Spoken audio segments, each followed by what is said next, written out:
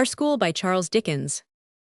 We went to look at it, only this last midsummer, and found that the railway had cut it up root and branch.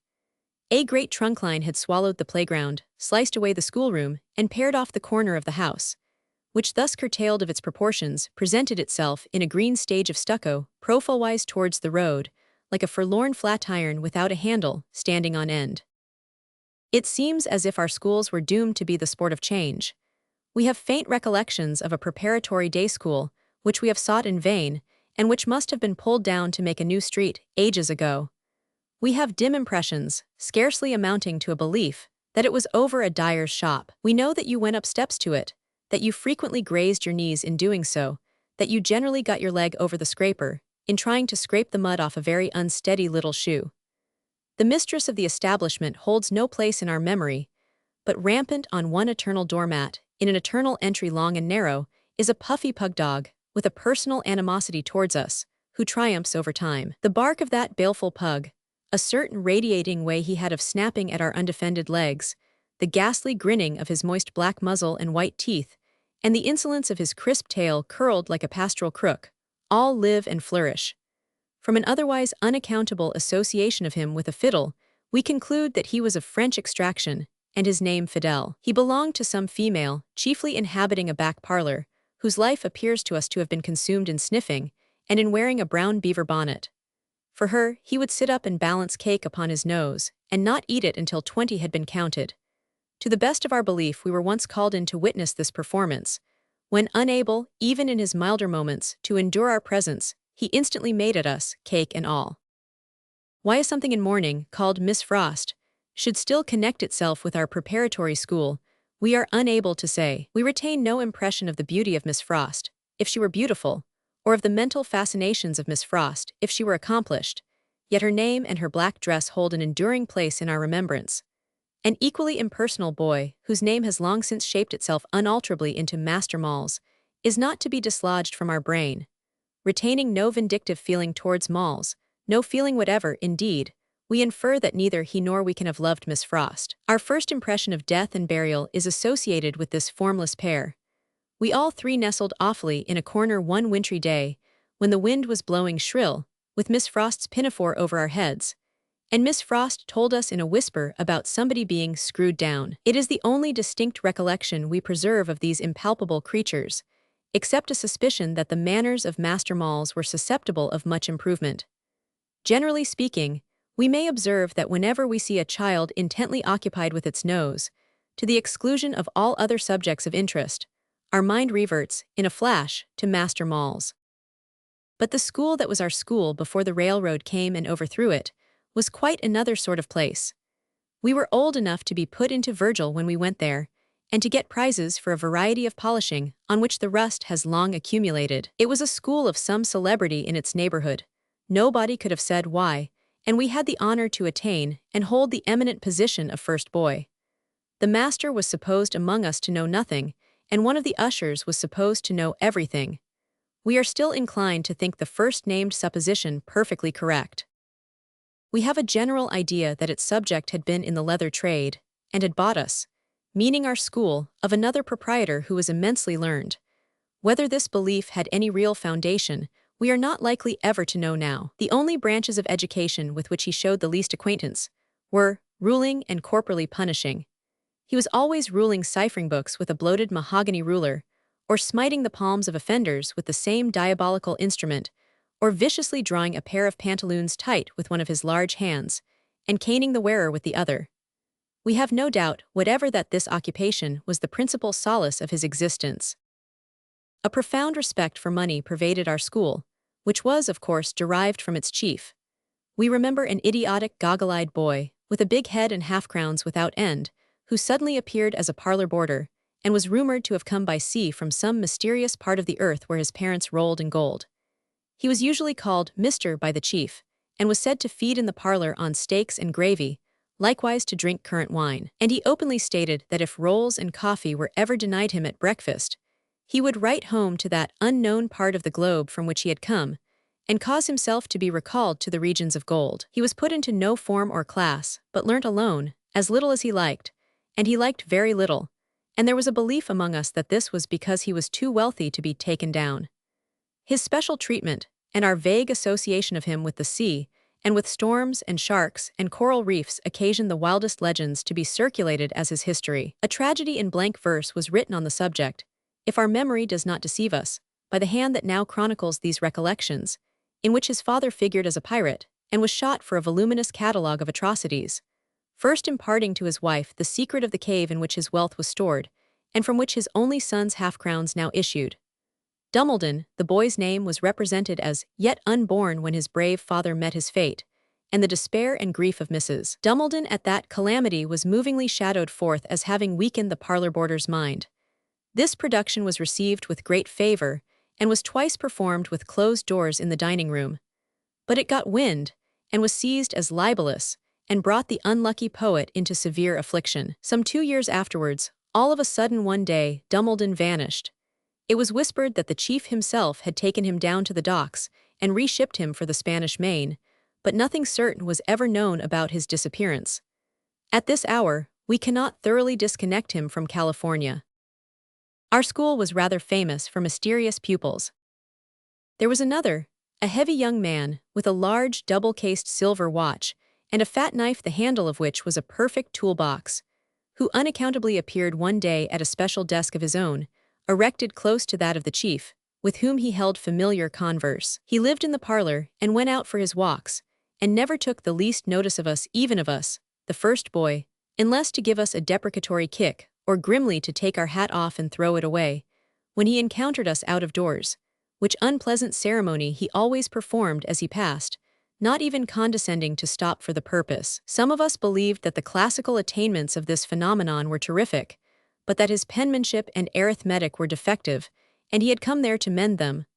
Others, that he was going to set up a school, and had paid the chief £25 down, for leave to see our school at work. The gloomier spirits even said that he was going to buy us, against which contingency, conspiracies were set on foot for a general defection and running away. However, he never did that. After staying for a quarter, during which period, though closely observed, he was never seen to do anything but make pens out of quills, write small hand in a secret portfolio, and punch the point of the sharpest blade in his knife into his desk all over it, he too disappeared, and his place knew him no more. There was another boy, a fair, meek boy with a delicate complexion and rich curling hair, who, we found out, or thought we found out, we have no idea now, and probably had none then, on what grounds, but it was confidentially revealed from mouth to mouth, was the son of a viscount who had deserted his lovely mother. It was understood that if he had his rights, he would be worth 20,000 a year, and that if his mother ever met his father, she would shoot him with a silver pistol, which she carried, always loaded to the muzzle, for that purpose. He was a very suggestive topic. So was a young mulatto, who was always believed, though very amiable, to have a dagger about him somewhere. But we think they were both outshone, upon the whole, by another boy who claimed to have been born on the 29th of February, and to have only one birthday in 5 years. We suspect this to have been a fiction, but he lived upon it all the time he was at our school. The principal currency of our school was slate pencil. It had some inexplicable value that was never ascertained, never reduced to a standard. To have a great hoard of it was somehow to be rich. We used to bestow it in charity and confer it as a precious boon upon our chosen friends. When the holidays were coming, contributions were solicited for certain boys whose relatives were in India, and who were appealed for under the generic name of holiday stoppers, appropriate marks of remembrance that should enliven and cheer them in their homeless state. Personally, we always contributed these tokens of sympathy in the form of slate pencil, and always felt that it would be a comfort and a treasure to them. Our school was remarkable for white mice. Redpolls, linnets, and even canaries were kept in desks, drawers, hatboxes, and other strange refuges for birds, but white mice were the favorite stock. The boys trained the mice much better than the masters trained the boys. We recall one white mouse, who lived in the cover of a Latin dictionary, who ran up ladders, drew Roman chariots, shouldered muskets, turned wheels, and even made a very creditable appearance on the stage as the dog of Montargis. He might have achieved greater things, but for having the misfortune to mistake his way in a triumphal procession to the Capitol, when he fell into a deep inkstand, and was dyed black and drowned. The mice were the occasion of some most ingenious engineering, in the construction of their houses and instruments of performance. The famous one belonged to a company of proprietors, some of whom have since made railroads, engines, and telegraphs. The chairman has erected mills and bridges in New Zealand. The usher at our school, who was considered to know everything as opposed to the chief, who was considered to know nothing, was a bony, gentle-faced, clerical-looking young man in rusty black. It was whispered that he was sweet upon one of Maxby's sisters. Maxby lived close by, and was a day pupil, and further that he favored Maxby. As we remember, he taught Italian to Maxby's sisters on half-holidays. He once went to the play with them, and wore a white waistcoat and a rose, which was considered among us equivalent to a declaration. We were of opinion on that occasion, that to the last moment, he expected Maxby's father to ask him to dinner at 5 o'clock, and therefore neglected his own dinner at 1:30, and finally got none. We exaggerated in our imaginations the extent to which he punished Maxby's father's cold meat at supper, and we agreed to believe that he was elevated with wine and water when he came home. But we all liked him, for he had a good knowledge of boys, and would have made it a much better school if he had had more power. He was writing master, mathematical master, English master, made out the bills, mended the pens, and did all sorts of things. He divided the little boys with the Latin master. They were smuggled through their rudimentary books, at odd times when there was nothing else to do, and he always called at parents' houses to inquire after sick boys, because he had gentlemanly manners. He was rather musical, and on some remote quarter-day had bought an old trombone. But a bit of it was lost, and it made the most extraordinary sounds when he sometimes tried to play it of an evening. His holidays never began, on account of the bills, until long after hours, but in the summer vacations he used to take pedestrian excursions with a knapsack, and at Christmas time he went to see his father at Chipping Norton, who we all said on no authority was a dairy-fed pork butcher. Poor fellow, he was very low all day on Maxby's sister's wedding day, and afterwards was thought to favor Maxby more than ever, though he had been expected to spite him. He has been dead these 20 years. Poor fellow. Our remembrance of our school presents the Latin master as a colorless, doubled-up, nearsighted man with a crutch, who was always cold, and always putting onions into his ears for deafness, and always disclosing ends of flannel under all his garments, and almost always applying a ball of pocket-handkerchief to some part of his face with a screwing action round and round. He was a very good scholar, and took great pains where he saw intelligence and a desire to learn.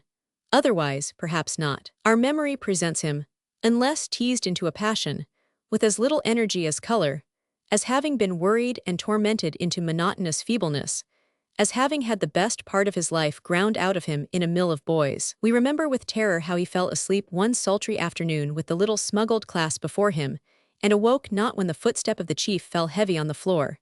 How the chief aroused him, in the midst of a dread silence, and said, "Mr. Blinkins, are you ill, sir?" How he blushingly replied, "Sir, rather so." How the chief retorted with severity, "Mr. Blinkins, this is no place to be ill in," which was very, very true, and walked back solemn as the ghost in Hamlet, until, catching a wandering eye, he called that boy for inattention, and happily expressed his feelings towards the Latin master through the medium of a substitute. There was a fat little dancing master who used to come in a gig, and taught the more advanced among us hornpipes, as an accomplishment in great social demand in after life.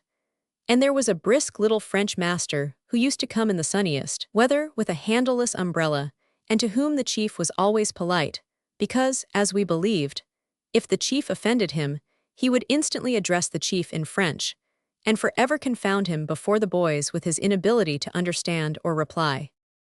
There was besides a serving man whose name was Phil.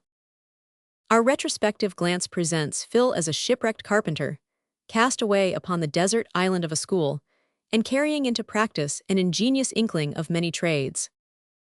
He mended whatever was broken, and made whatever was wanted.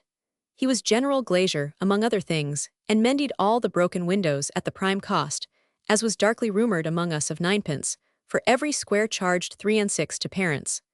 We had a high opinion of his mechanical genius, and generally held that the chief knew something bad of him, and on pain of divulgence enforced Phil to be his bondsman. We particularly remember that Phil had a sovereign contempt for learning, which engenders in us a respect for his sagacity, as it implies his accurate observation of the relative positions of the chief and the ushers.